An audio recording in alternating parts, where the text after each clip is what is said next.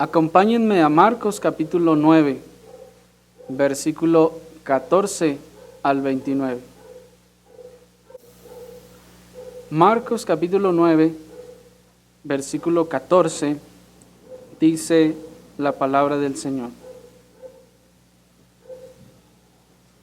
Cuando llegó a donde estaban los discípulos, vio una gran multitud alrededor de ellos y escribas que disputaban con ellos. Y enseguida toda la gente, viéndole, se asombró y corriendo a él le saludaron. Él les preguntó: ¿qué disputáis con ellos?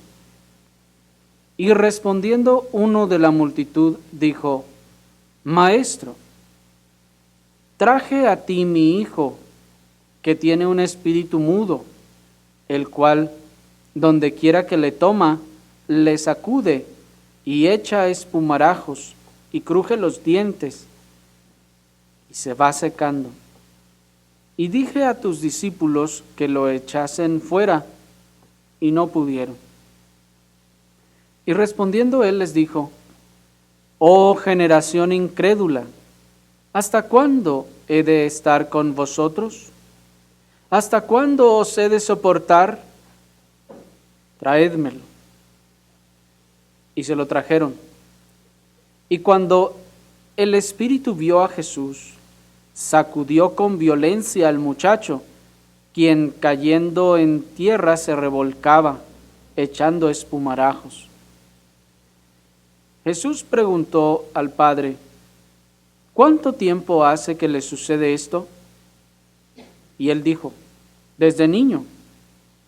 Y muchas veces le echa en el fuego y en el agua para matarle. Pero si puedes hacer algo, ten misericordia de nosotros y ayúdanos. Jesús le dijo: si puedes creer, al que cree todo le es posible. E inmediatamente el padre del muchacho clamó y dijo: creo, ayuda mi incredulidad. Y cuando Jesús vio que la multitud se agolpaba, reprendió al espíritu inmundo diciéndole: espíritu mudo y sordo, yo te mando, sal de él y no entres más en él. Entonces el espíritu, clamando y sacudiéndole con violencia, salió y él quedó como muerto, de modo que muchos decían: está muerto. Pero Jesús, tomándole de la mano, le enderezó y se levantó. Cuando él entró en casa, sus discípulos le preguntaron aparte: ¿por qué nosotros no pudimos echarle fuera? Y él les dijo: este género con nada puede salir, sino con oración y ayuno. Hasta ahí.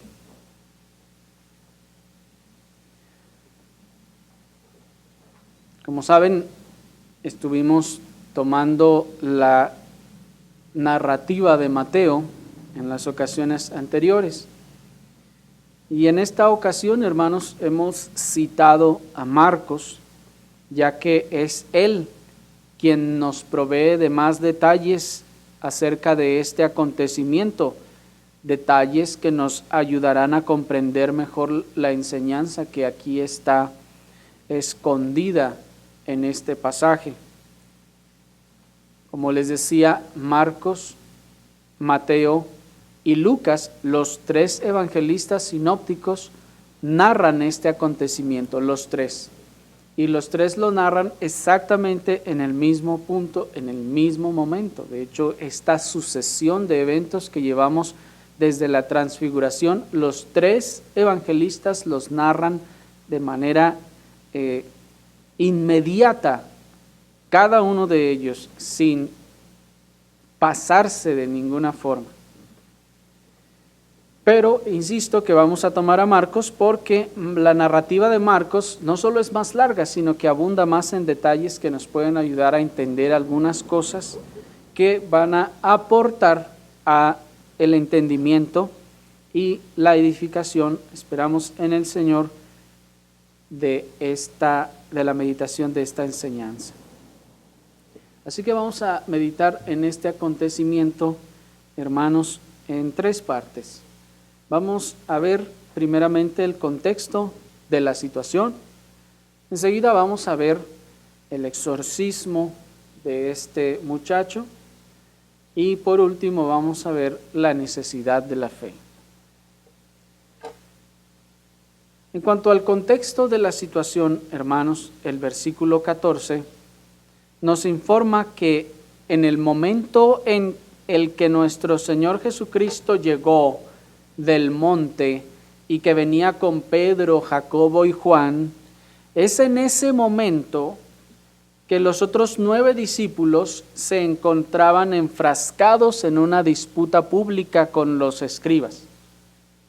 Disputa que al parecer se había salido de control y se había tornado contra los discípulos. Imaginen la escena. El Señor viene casi bajando de la montaña de donde ocurre la transfiguración. Viene casi descendiendo, llegando ahí con ellos. Junto con él vienen Pedro, Jacobo y Juan, que son los que estuvieron allí. Pero los otros demás, acuérdense que se quedaron. Estos otros 9 discípulos entonces no se quedaron allá, como vamos a ver, solamente acostados, sin hacer nada, esperando que el Señor volviera. No, ellos se quedaron trabajando y haciendo la obra del ministerio. Y resulta que cuando el Señor llega exactamente en el momento en el que están enfrascados en una disputa contra los escribas, una disputa que era evidentemente pública, había una multitud ahí rodeándolos, y disputa que, por lo que vamos a ver, al parecer los discípulos estaban, vamos a decirlo así, perdiendo. El asombro que manifiesta la multitud en el versículo 15 parece obedecer al hecho de que el Señor les sorprendió. Dicen algunos comentaristas, mientras estos hacían mofa de sus discípulos a causa del demonio que no habían podido sacar. Pues miren el versículo 15 que dice: enseguida toda la gente, viéndolo, se asombró y corriendo a él, le saludaron. De manera que al parecer el asombro de estas personas al ver al Señor no era porque no esperaban verle pronto, sino porque la situación en la que los encontró, es decir, estaban ellos disputando con los discípulos, los escribas y los discípulos, los otros 9 discípulos estaban ahí enfrascados en una situación.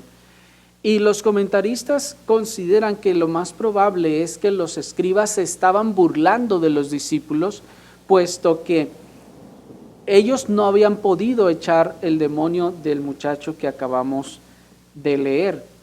Y esa puede ser la razón del gran silencio que se hace luego en el versículo 17, luego de que el Señor les pregunta qué está sucediendo. Miren el versículo 16, el Señor les pregunta, Él les preguntó, ¿qué disputáis? Y dice el 17, y respondiendo uno de la multitud dijo, Maestro. Está ahí. ¿A quién le pregunta esto el Señor? Entendemos que le está preguntando primariamente a sus discípulos. Ve todo el alboroto, se acerca, van y le saludan y les pregunta, ¿qué está pasando? Los discípulos, miren hermanos, ellos se quedan callados. Los discípulos no dicen nada. Los escribas se quedan callados. Y es entonces alguien de la multitud quien toma la palabra y dice en el versículo 17, respondiendo uno de la multitud dijo, Maestro, traje a ti mi hijo que tiene un espíritu mudo, el cual donde quiera que le toma le sacude y echa espumarajos y cruje los dientes y se va secando. Y dije a tus discípulos que lo echasen fuera y no pudieron.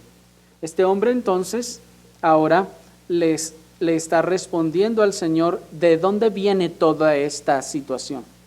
¿Por qué se produjo todo este alboroto y esta disputa que estaban teniendo los discípulos con los escribas? El Señor preguntó de dónde salió todo esto, y aquel hombre dice, bueno, Señor, esto pasó. Yo traje a mi hijo de esta forma y pues no han podido echarle ahí al demonio. Ahí se ahorró también entonces lo que seguramente después pasó, que los escribas, al ver que los discípulos no lo podían echar, entonces probablemente comenzaron a burlarse, decir, ahí está, a ver, pues no, que Dios está con ustedes y cuánta cosa. Y entonces comenzó allí una disputa con ellos cuando llegó el Señor exactamente en ese momento. Ahora, el texto nos deja claro que los discípulos del Señor, en el ejercicio de la comisión recibida en Mateo 10, estaban ministrando a la gente, y tras la solicitud de este hombre que llevó a su hijo, ellos hicieron el intento de echar fuera al espíritu inmundo, pero no pudieron. Tenemos que tener claro primero una cosa. Los discípulos, en efecto, tenían autoridad delegada de parte de Dios para echar fuera los espíritus inmundos. Leímos en Lucas capítulo 10 que luego de que incluso no solo los 12 discípulos, sino otros 70 más, fueron también comisionados por el Señor y recibieron del Señor autoridad. Luego llegan estos 70, nos dice el versículo 17 de Lucas 10, y le dicen, Señor, llegan contentos y gozosos, diciendo, hasta los demonios se nos sujetan en tu nombre. De donde vemos entonces, hermanos, que los discípulos no están aventurándose a hacer nada nuevo, que los discípulos no es que están haciendo un trabajo que no les correspondía, no. De hecho, Cristo los había enviado, les había comisionado y les había dado autoridad para hacer esta labor. Así que lo primero que tenemos que tener claro es que ellos están haciendo su tarea. ¿Me explico? Y no están haciendo nada que el Señor no les haya mandado, sino al contrario, están haciendo lo que el Señor les mandó. De manera que mientras el Señor está allá en el monte con Pedro, Jacobo y Juan, los otros 9 están trabajando. Se están encargando ahora de la situación, ¿me explico? En ausencia del Señor. Sin embargo, a pesar de haber recibido la autoridad de parte del Señor, en el caso de este muchacho, ellos no pueden echar el demonio. No debemos entonces pensar que los discípulos estaban haciendo la clase de teatros que se suelen hacer hoy en día por aquellos que se creen con el poder de echar fuera demonios, puesto que en efecto ellos sí habían recibido facultad para hacerlo. No debemos imaginarnos entonces a los discípulos haciendo toda la clase de faramañas y teatros que se hacen hoy en día, y grita y ¡ah, fuera! Y cuánta cosa, revolcándose en cuántas cosas hacen, según pretendiendo tener poder para echar el demonio. No, ellos de hecho tenían autoridad. Dios se las concedió. Y ellos simplemente intentaron echar fuera el demonio y no ocurrió nada.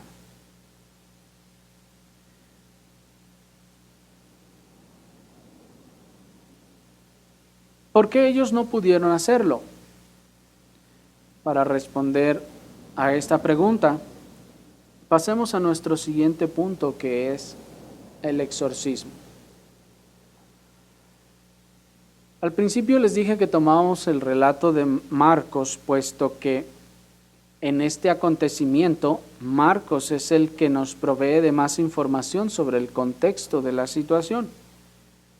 Nos provee también más información sobre la actividad demoníaca en el muchacho y nos provee también más información sobre la respuesta de nuestro Señor. En la descripción de Mateo, por ejemplo, el efecto de la actividad demoníaca en el muchacho es descrito como una locura. Incluso Mateo usa la palabra lunático para describir el estado del muchacho. Y por los efectos que se describen de la posesión que se describe aquí, los escépticos han dicho que lo más probable es que más bien esto se trataba de un caso de epilepsia más que de un endemoniado. No sé si me expliqué. Si leemos Mateo en este acontecimiento, muchos se quedan con la impresión de que probablemente no era un demonio lo que tenía, sino una enfermedad. Pues de entrada Mateo le llama lunático, literalmente, y aún en el griego usa la palabra lunático. Bueno, en el griego no se dice así, pero es una referencia a la luna, de lo que podemos entender que le está llamando como si fuera una especie de locura, y después dice que le sana. De manera que al leer esto muchos dicen, no, pues es que no era un endemoniado, era un enfermo. Y al leer las cosas que hacía el muchacho, muchos han dicho, lo que se trataba era de la enfermedad de epilepsia, que se asocia con las convulsiones, los espumarajos, el rechinido de los dientes y las caídas. Y dicen, pues eso es epilepsia. Cuando ven los que saben estas cosas, dicen, pues es que eso es epilepsia. Entonces lo que hizo el Señor fue sanarlo. Sin embargo, en Marcos es claro que se trata de un espíritu inmundo. Nuestro mismo Señor Jesucristo lo expresa. Ahora, esta información no nos debe situar en el campo del fanatismo carismático que dice que todos los síntomas de enfermedades extrañas o cosas así son demonios. No, ciertamente, hermanos, este muchacho estaba presentando un cuadro que podría catalogarse como de epilepsia, pero nosotros no debemos caer en ese fanatismo de algunos que al ver alguna enfermedad de alguien o alguna cosa rara, algún síntoma extraño, luego dicen, tiene demonios. Y que a todo lo que se le ve algo raro, se le asocia con demonios. Y no está pasando esto aquí. No es que este muchacho tenía una situación de enfermedad y le llamamos demonio. ¿Me están siguiendo? Porque mucha gente hace eso y piensa que los cristianos hacen eso, que son tan fanáticos que ven una enfermedad y dicen que son demonios. Y bueno, eso también suele ser muchas causas de las críticas de los médicos y de muchas cosas, ¿verdad? Porque imagínense, entonces, si eso fuera así, pues las aspirinas también echan fuera demonios, cosa que no tiene sentido, ¿verdad? Si es una enfermedad llana, lo es, y con el medicamento que el médico le da, esa situación mejora o se sana, lo que indica que evidentemente no es un demonio, que el medicamento no echa fuera demonios, no, era en efecto una enfermedad. Ahora, ¿qué pasaba con este muchacho? ¿Era una enfermedad o era el demonio? Bueno, podemos decir, que las dos cosas. ¿Sí? Las dos cosas, pues eso es lo que nos enseña la Escritura, ese es el testimonio de la Escritura. Podemos afirmar que sí, los síntomas pueden coincidir con un grado de epilepsia o con un cuadro más bien de epilepsia. Y si es así, lo más probable es que desde un punto de vista médico, este muchacho en efecto padeciera de epilepsia. Pero afirmamos que una epilepsia causada por la actividad demoníaca en él. Una epilepsia causada por la actividad demoníaca en él. Esto es comprobado, hermanos, por también la actividad que este mismo demonio obra en el muchacho, causando la sordera y la mudez. Miren el versículo 25, ¿están allí? Cuando Jesús vio que la multitud se agolpaba, reprendió al espíritu inmundo diciéndole: espíritu mudo y sordo, yo te mando, sal de él. El Padre dio ya testimonio allí en el versículo número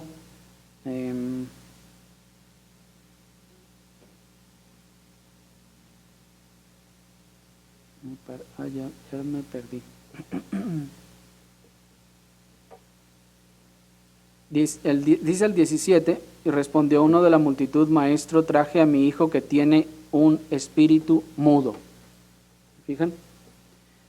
El Padre entonces da testimonio por implicación de que su hijo no siempre tuvo este espíritu, pues el Señor luego le pregunta en el versículo 21, ¿cuánto tiempo hace que le sucede esto? Y él respondió: desde niño.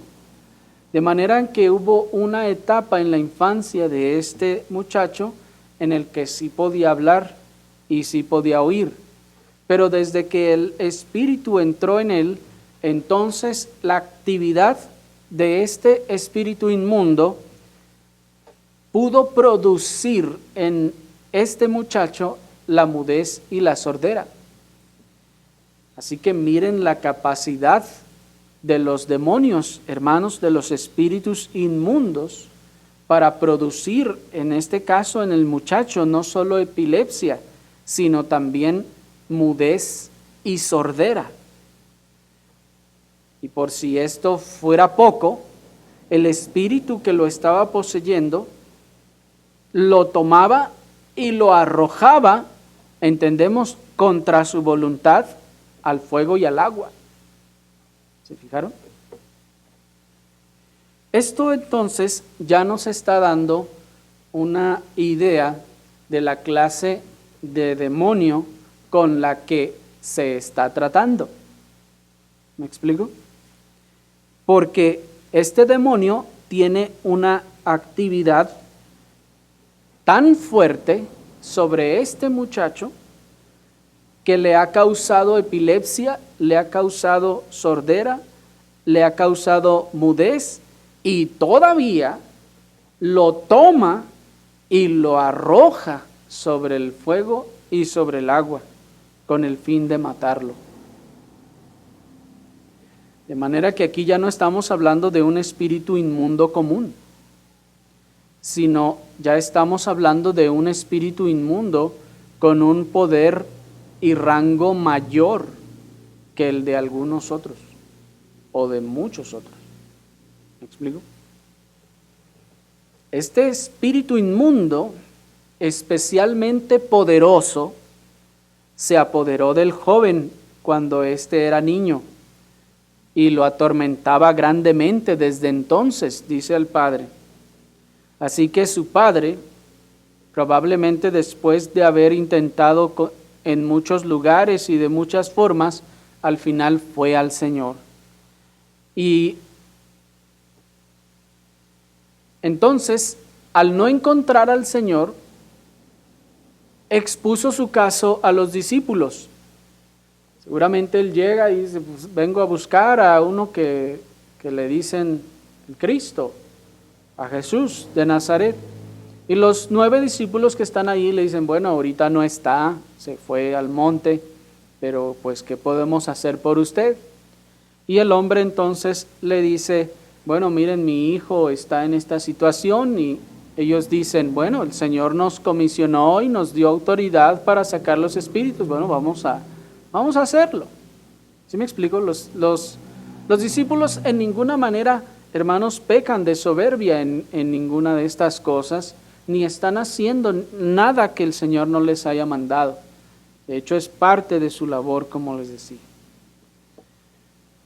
Pero este espíritu inmundo mostró pues su poder al no salir, y también cuando ve al Señor, también manifiesta su poder. Miren el versículo 20. Y se lo trajeron, y cuando el espíritu vio a Jesús, sacudió con violencia al muchacho, quien cayendo a tierra se revolcaba, echando espumarajos. Este es uno de los relatos, hermanos, de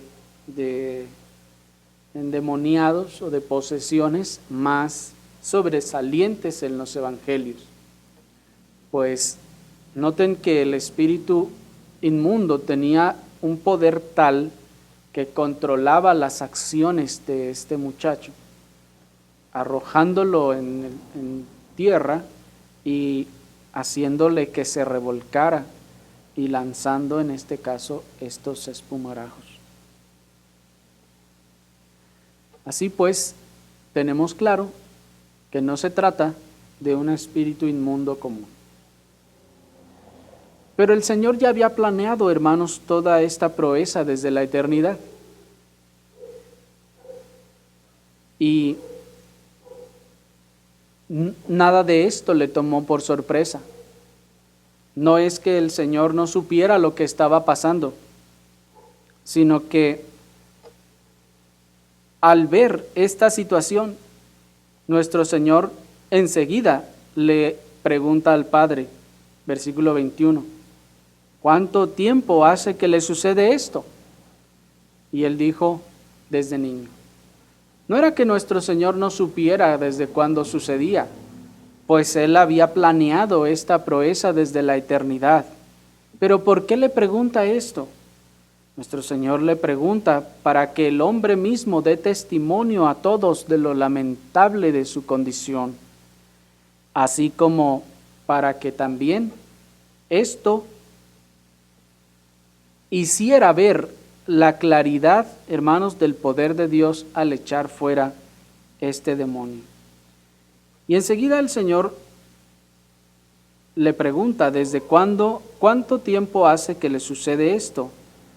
Y él le dijo, desde niño. Miren el versículo 22. Muchas veces le echa en el fuego y en el agua para matarle, pero si puedes hacer algo, ten misericordia de nosotros y ayúdanos. El Señor sabe que va a echarlo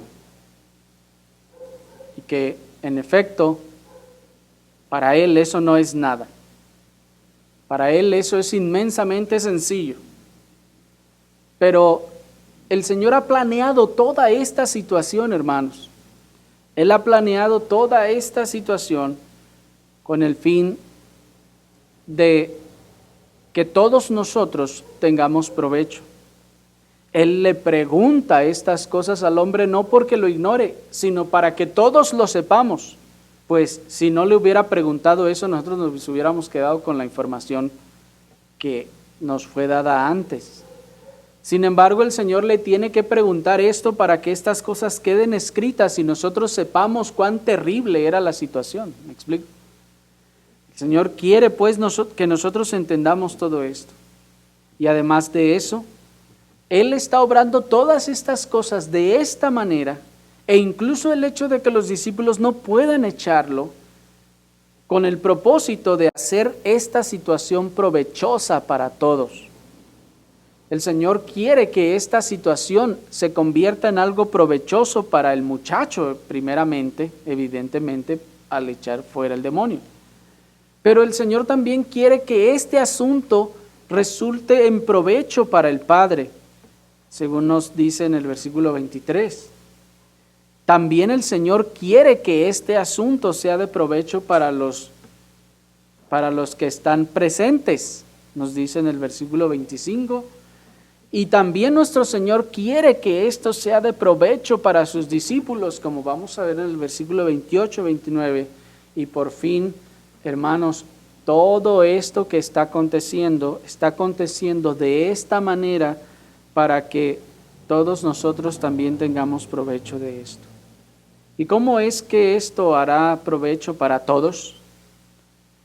Para responder a esa pregunta, entonces vamos a pasar a nuestro tercero y último punto, la necesidad de la fe. Miren el versículo 23. Luego de que el hombre da testimonio de lo que ocurría, dice el versículo 23, Jesús le dijo, si puedes creer, al que cree, todo le es posible. E inmediatamente el padre del joven clamó y dijo, creo, ayuda a mi incredulidad. Y cuando Jesús vio que la multitud se agolpaba, reprendió al espíritu inmundo diciéndole, espíritu mudo y sordo, yo te mando, sal de él y no entres más en él. Hasta allí.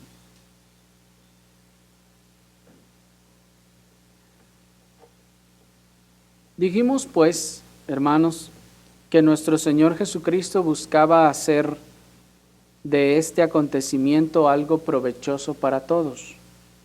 Y siendo obvia la manera en que esto sería de provecho para el muchacho que iba a recibir la liberación, nos preguntamos, ¿cómo sería de provecho esto también para el padre del muchacho? Bueno, hermanos, la forma, si ustedes notaron, en la que este hombre ruega al Señor por ayuda, nos da cuenta de que el padre del muchacho no tenía suficiente fe. El padre del muchacho era falto de fe. Miren el versículo 22. Muchas veces le echa en el fuego y en el agua para matarle.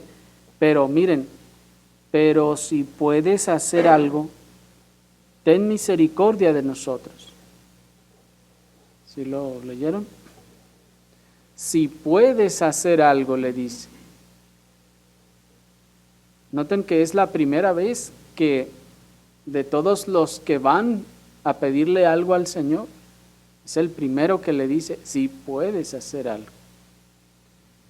Allí es claro, hermanos, la falta de fe de este hombre. ¿Podía este profeta que anda por allí sanar a mi hijo? Él todavía dudaba en su corazón y dijo, bueno, pues vamos a ver qué pasa. Se acerca y le dice, Señor, pues si puedes hacer algo. Allí hay incredulidad. Es claro que este padre no está seguro de que el Señor pueda sacar este demonio de su hijo. Y es por esa razón, hermanos, que el Señor no solo le pregunta desde cuándo acontece, para mostrarle su poder. ¿Sí me explico? Para mostrarle a él que para él ninguna de esas cosas son imposibles. Y el Señor entonces le llama a creer para que el milagro se efectúe.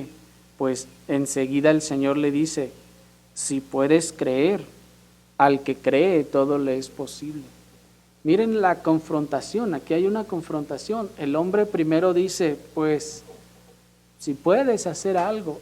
Y el Señor le dice, espérame, no se trata de que si puedo, porque de que puedo. La pregunta no es si yo puedo, la pregunta es si tú crees. ¿Me explico? El Señor le voltea las circunstancias y le dice, aquí no se trata de poder, no se trata de si puedo o no puedo, porque en efecto puedo.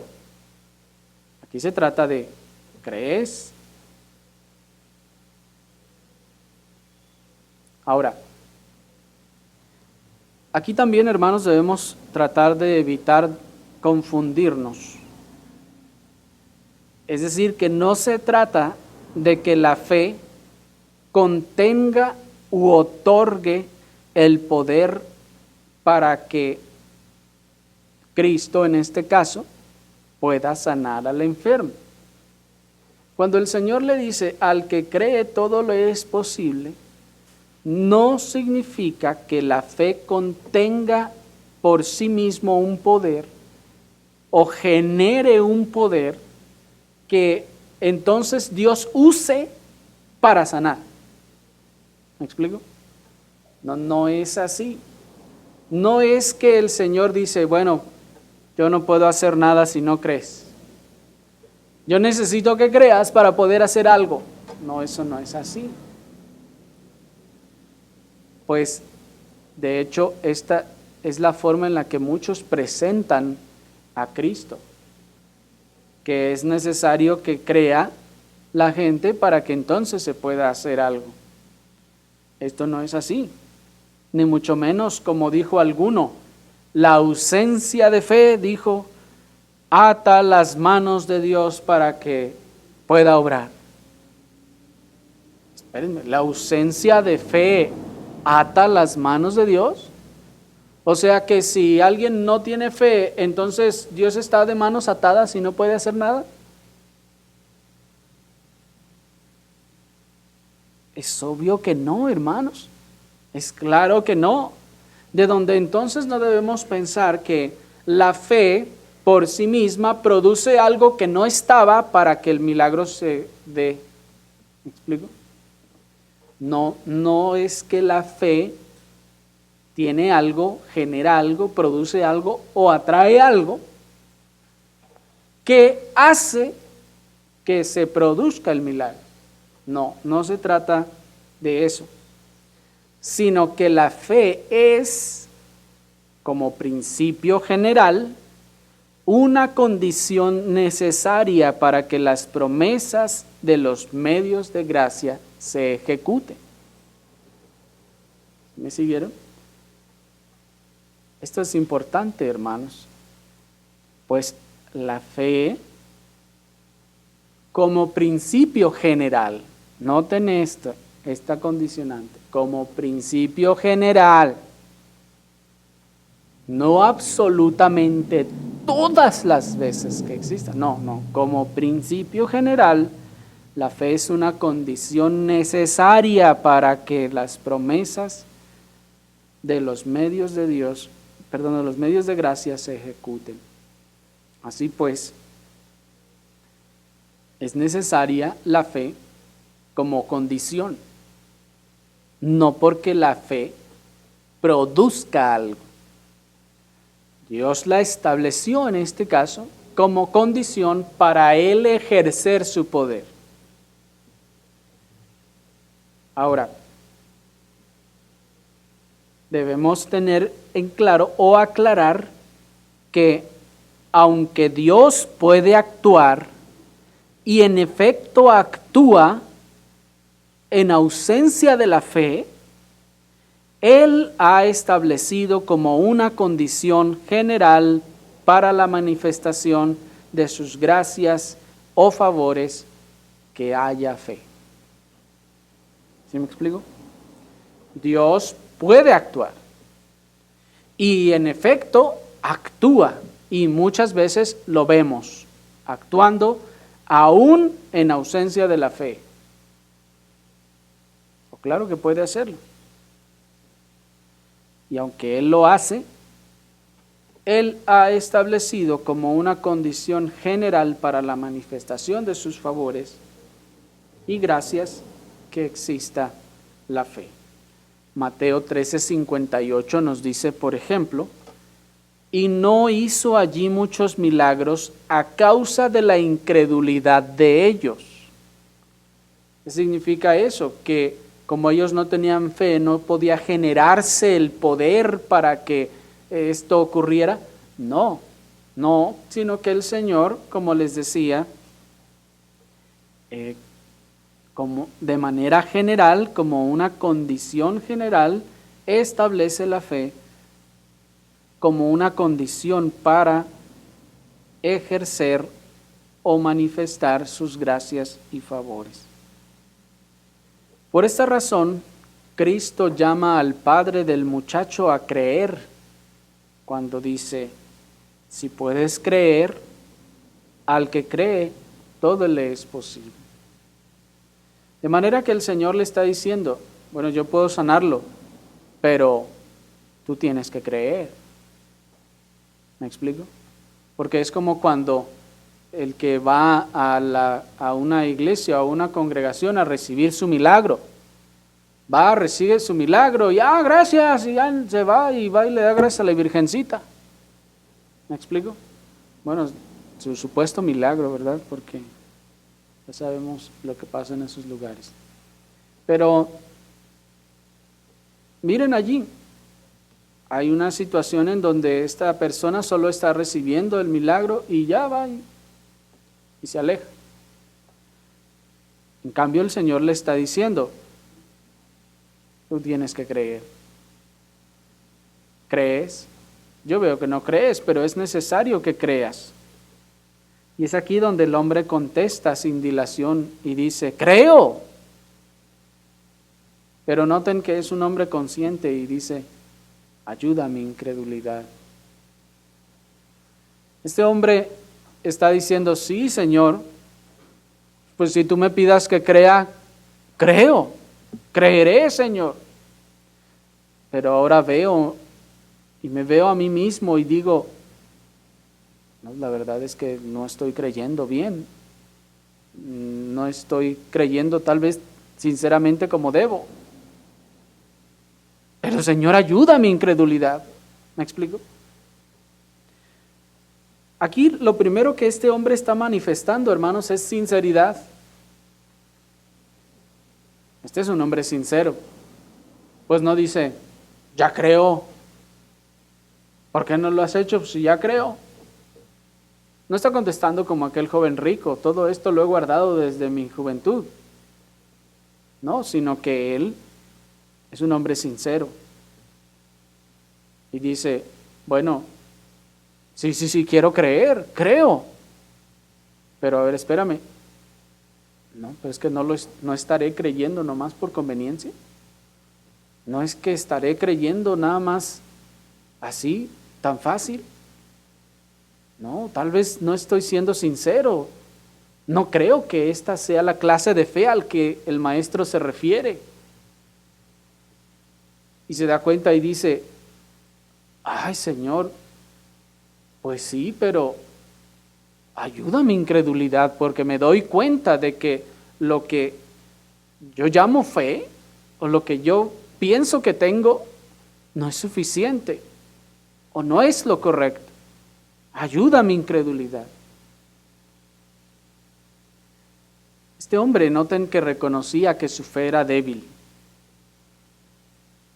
Este hombre reconocía que su fe no alcanzaba la medida de lo que se esperaba de él. Pero miren su interés, miren su disposición. Y él dice, yo sé que mi fe no alcanza, no es suficiente.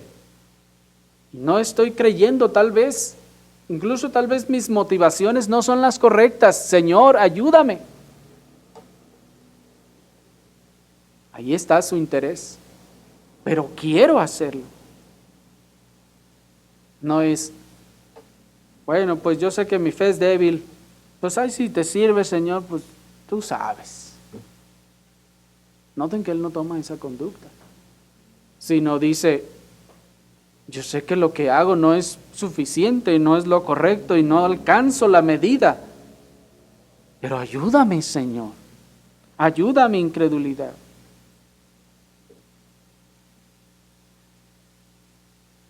Mientras muchos de nosotros, hermanos, al ver nuestra incapacidad y nuestra debilidad, en vez de hacer lo que hizo el hombre, nos tiramos al piso. ¿No es cierto? Nos tiramos al piso deprimidos y desesperanzados porque somos incapaces de alcanzar la medida de la obediencia a la ley. Porque somos incapaces de alcanzar la medida de la obediencia, del servicio, la medida de la fe. Sabemos, hermanos, que la ley de Dios es perfecta y que exige una obediencia perfecta, externa e interna, y aún desde las motivaciones. Cuando uno mira su obediencia y dice, no, pues no. ¿Cuándo voy a alcanzar esa medida? Y muchos nos tiramos al piso y nos deprimimos y nos desesperanzamos. Oímos algún sermón que nos enseña cuál es nuestro deber delante del Señor en la adoración. Por ejemplo, cuál es nuestro deber delante del Señor para con nuestros hijos o para con nuestros padres. ¿Cuál es nuestro deber, hermanos, para con nuestros esposos o con nuestras esposas? Y al oír estas cosas decimos, no, pues estoy lejísimos de llegar allí. ¿Y qué es lo que hacemos? Por lo general nos tiramos al piso y decimos, no, pues no. No, pues ni para qué. ¿No es cierto? Como cuando vemos una rampa o una cosa muy alta que nos dice, tienes que alcanzarla de un salto, y decimos, no, pues ni para qué. ¿Para qué lo intento? No. ¿Sí me explico? Y tendemos a hacer eso, ¿no es así? Vemos la medida, la vara, como se dice, muy alta, y mejor decimos, no, pues ya, mejor así lo dejamos. Yo nunca voy a poder hacer eso. Pero miren a este hombre necesitado. Él no está dispuesto a perderse la ayuda por causa de su falencia y debilidad. Él prefiere pedir ayuda para ser también beneficiado por la gracia como aquellos que sí tienen fe. Es decir, si se nos promete una recompensa y se les dice a ustedes, vamos a dar 10 millones de dólares, y saltan y alcanzan ese ahí de 5 metros. ¿Cuántos de ustedes, al verlo, no mejor se regresan y dicen, no, ¿para qué?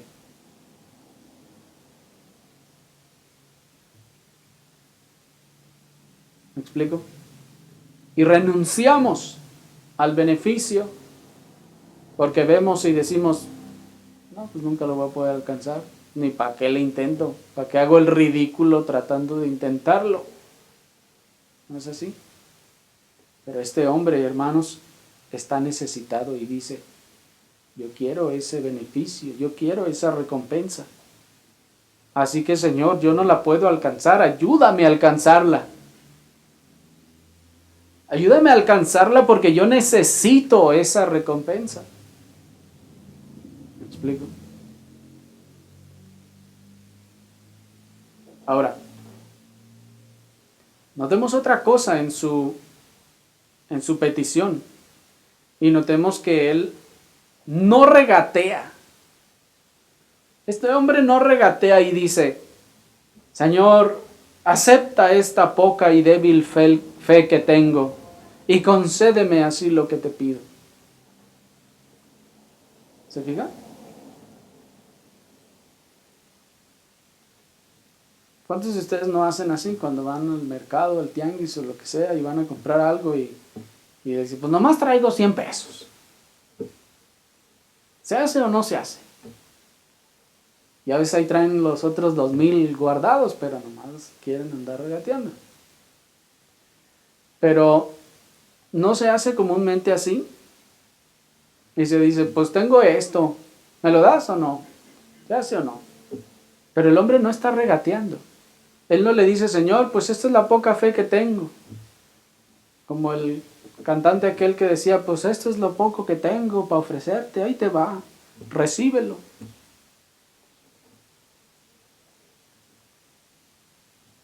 Así es como se tratan las cosas con el Señor. ¿Será que si yo tengo algo que no alcanza la medida, pequeño, vano, despreciable, le puedo decir al Señor, Señor, pues ahí te va. Tú recibe lo que tú eres bueno. Y el Señor va a decir, está bien, pues échalo. Ya, va a decir el Señor así. ¿Ustedes creen que el Señor va a aceptar eso así y decir, pues, yo sé que no tienes nada, pues, échalo pues ya, a ver? No, hermanos, pues no, si no se trata de comercio, no se trata de andar negociando. Esto no es así. El hombre tampoco, noten que le dice, acepta, Señor, por ahora esta fe que tengo y luego te doy la que me falte. No. Él está consciente de que Dios no aceptará ofrecimientos a medias. Este hombre está consciente de que Dios no aceptará ofrecimientos a medias. Él está consciente de que Dios no aceptará ofrendas enfermas, tuertas o perniquebradas. Él sabe que Dios no va a aceptar eso. Pues ya la ley lo decía, ¿se acuerdan? Cuando traigas tu ofrenda al Señor, no vas a traer de lo peor de tu rebaño. No vas a decir, mira, esa está ciega, esa es la que le vamos a llevar al Señor. No, no dice el Señor, de lo mejor de tu ganado escogerás.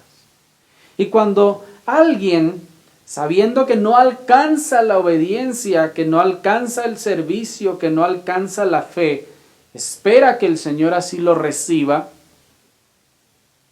es estar esperando que yo le ofrezco mi borreguito con la pata quebrada, ciego y sarnoso, y entonces el Señor lo tiene que aceptar así. El Señor lo tiene que aceptar así, porque es lo único que tengo. Eso es, no, hermanos, eso es, porque esa es la excusa, es que es lo único que tengo, no tengo más. No, hermanos, no se trata de eso.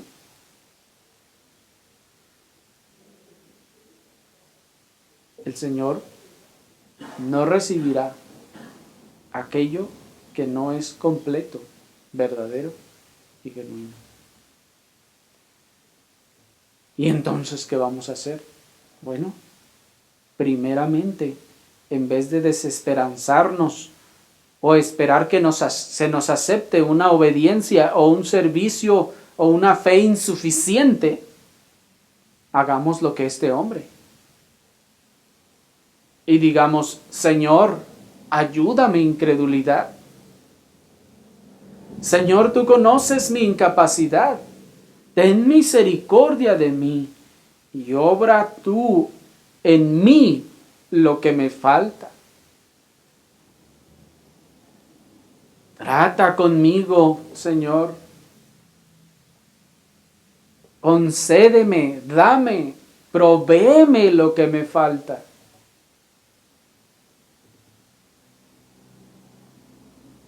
Y en Cristo el Señor, en la mediación de Cristo, y en una oración así, la gracia del Señor, hermanos, obrará para bien.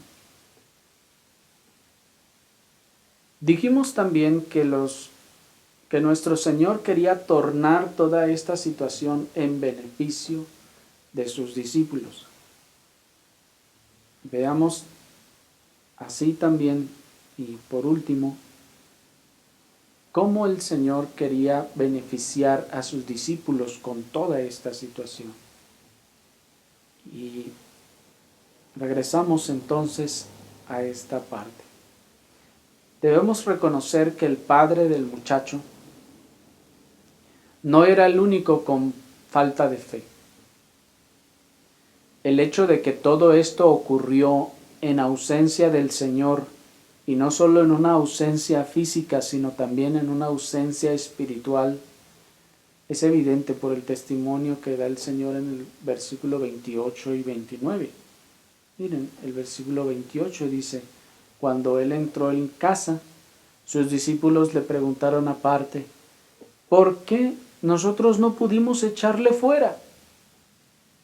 Y él les dijo: este género con nada puede salir, sino con oración y ayuno. Así que pues, nos preguntábamos desde hace rato, ¿por qué no pudieron los discípulos echar este demonio?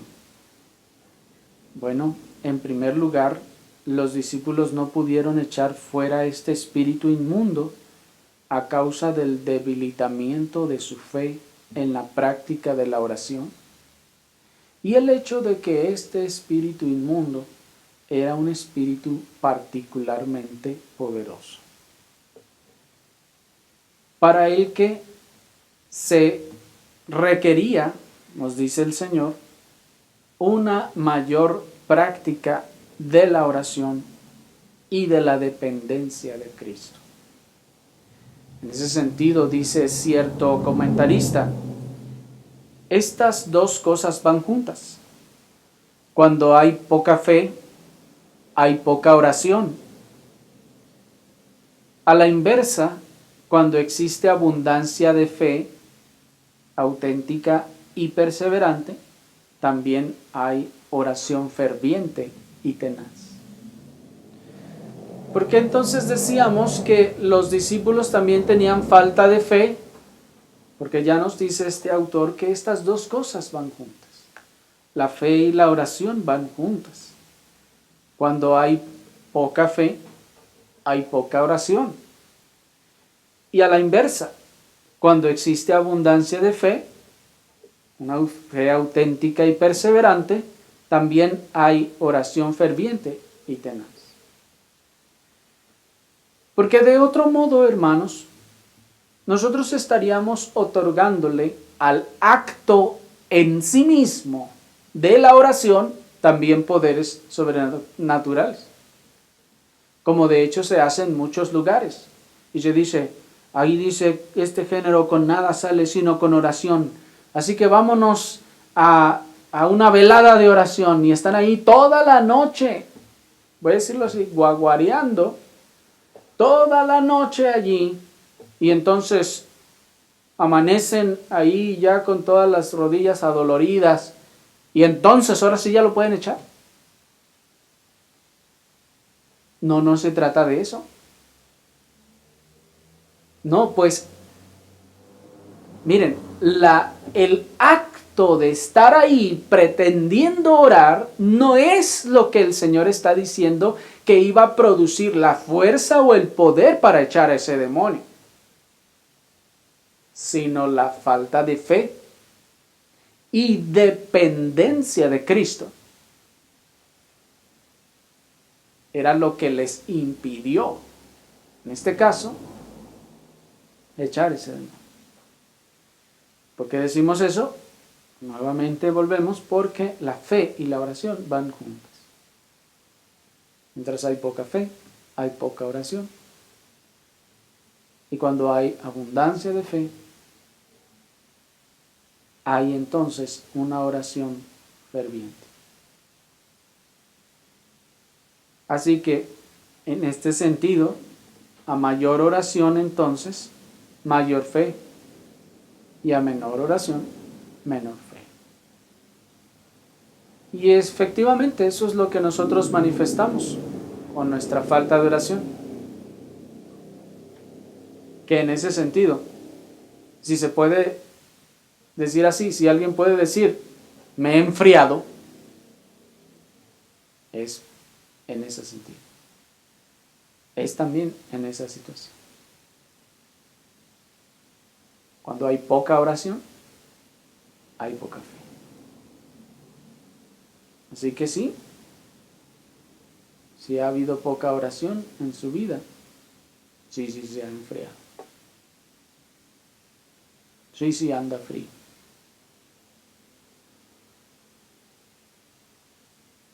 Porque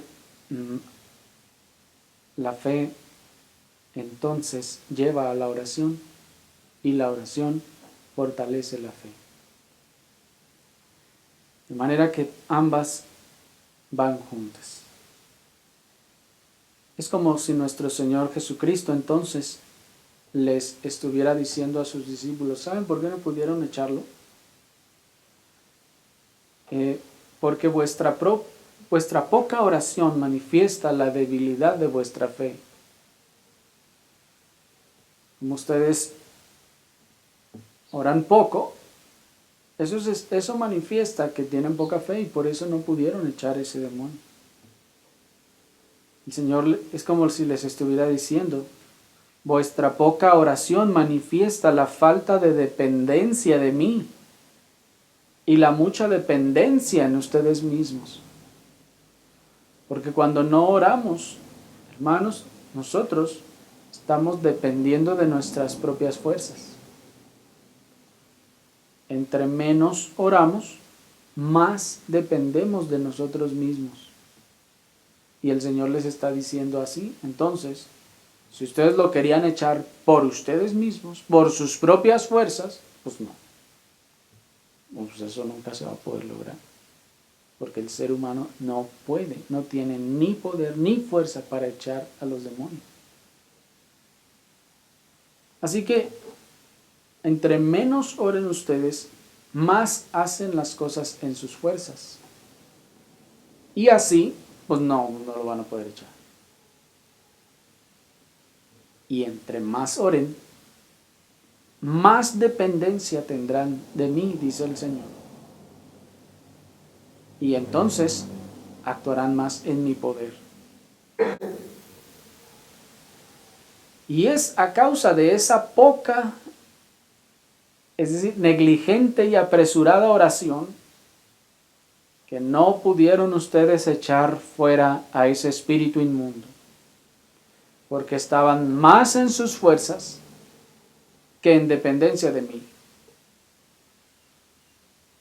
¿Me explico?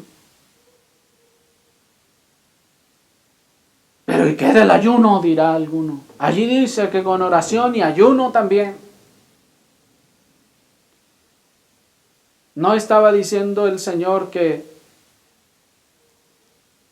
solo los más espirituales, los que más oran y ayunan, tienen el poder para echar fuera toda esta clase de demonios?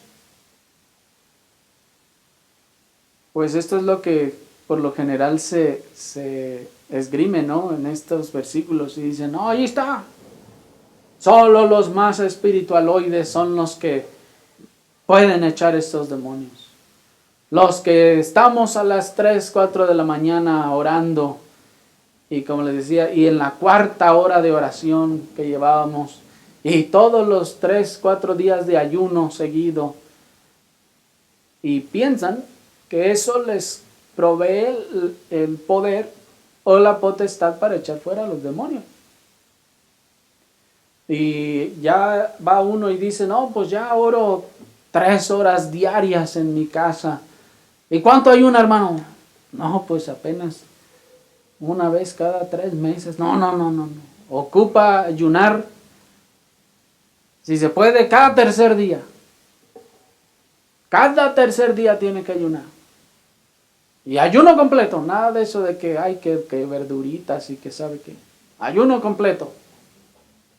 Para que entonces venga el poder. Eso es lo que se nos enseñaba, ¿no es así? Y se esgrimían textos como este. Ahora, ¿es esto lo que está diciendo el texto?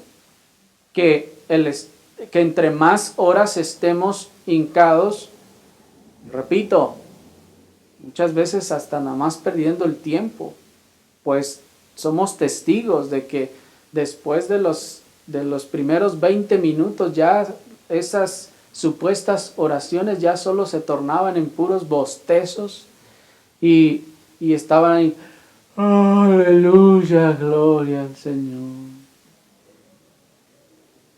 Sí, amén, aleluya, santo, santo, aleluya. ¿No era cierto, hermano? Y ya se la pasaban los siguientes 40 minutos o más. Ya no hay nada, ya se acabó todo lo que había, si es que había algo, ¿verdad? ¿Piensan ustedes que esa es la oración que está diciendo el Señor? Y que a través de esas cosas y no comer, entonces va a venir poder. No, hermanos, eso raya también en el misticismo. Y la respuesta es no es así. ¿Por qué no? Porque no es que entre más ayune y más ore, vendrá poder. Bueno, si nosotros sostuviéramos la postura de la crítica textual, en cuanto a este asunto del ayuno, ya explicamos lo que significa la oración. Pero en cuanto a esta postura del ayuno, si nosotros sostuviéramos la postura de la crítica textual, responderíamos fácil y sencillamente y cerraríamos ya todo este asunto diciendo la palabra ayuno no existe en el original. Así que cerramos la Biblia, nos vamos y ya acabamos. Y es una realidad. La palabra ayuno, si vamos al griego, en este texto, no está.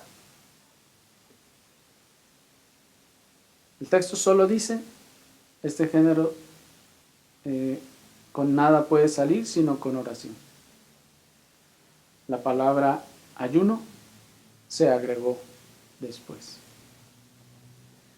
Y ya con eso nos libraríamos de toda controversia en este caso. ¿No es así? Y es una salida, pues ya, sencilla. Acabamos, nos vamos. No hay más que replicar.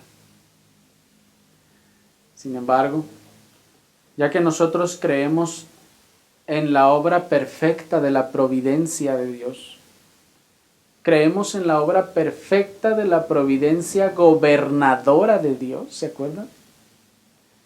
Y creemos en los decretos sapientísimos de Dios, entre paréntesis, postura conocida como el textus receptus.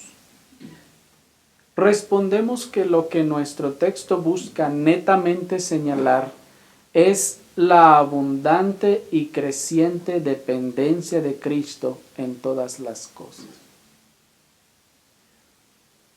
Particularmente nosotros no sostenemos la postura de la crítica textual, sino la postura de la perfecta obra de la providencia gobernadora de Dios, que tiene control sobre todas las cosas, de los decretos sapientísimos de Dios que establecen cada cosa, ya vimos, desde la más grande hasta la más insignificante.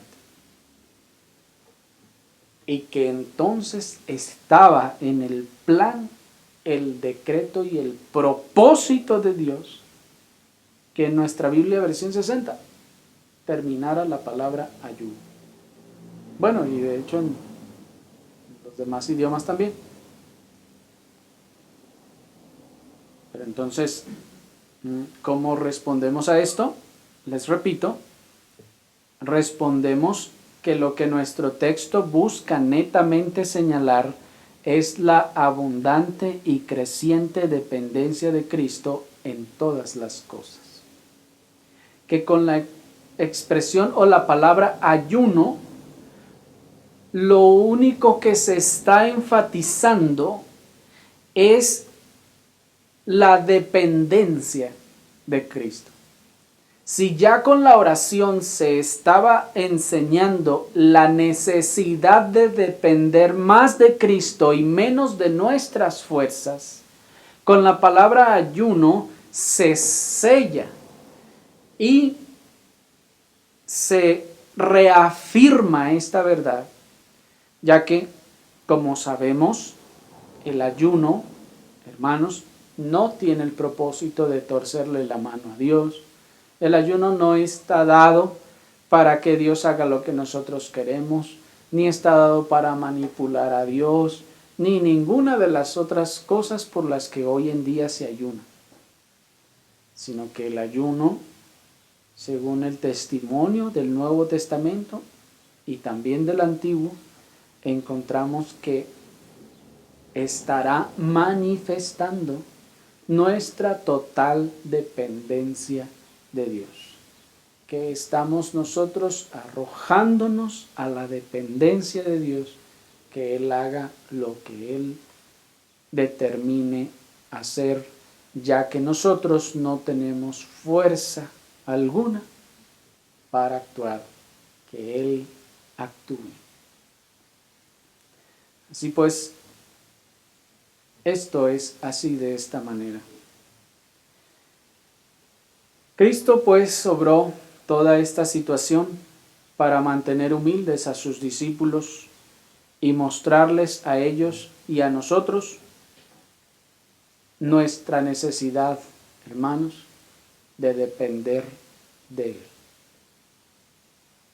Y que entre menos dependemos de Él, menos podremos enfrentarnos a cosas o situaciones más grandes de lo usual o más poderosas en nuestra contra. Y que para poder enfrentar esas situaciones, tribulaciones, dificultades o cualquier adversidad más grande de lo usual, necesitamos afrontarla con oración y ayuno. Es decir, con mayor dependencia del Señor, con una fe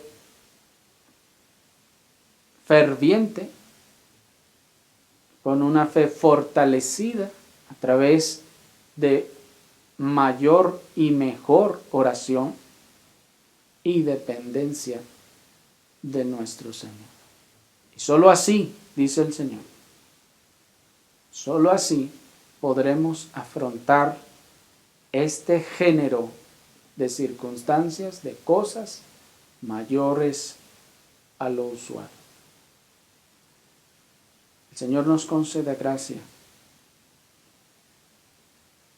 Ayude en nuestra incredulidad, nuestra falta de fe.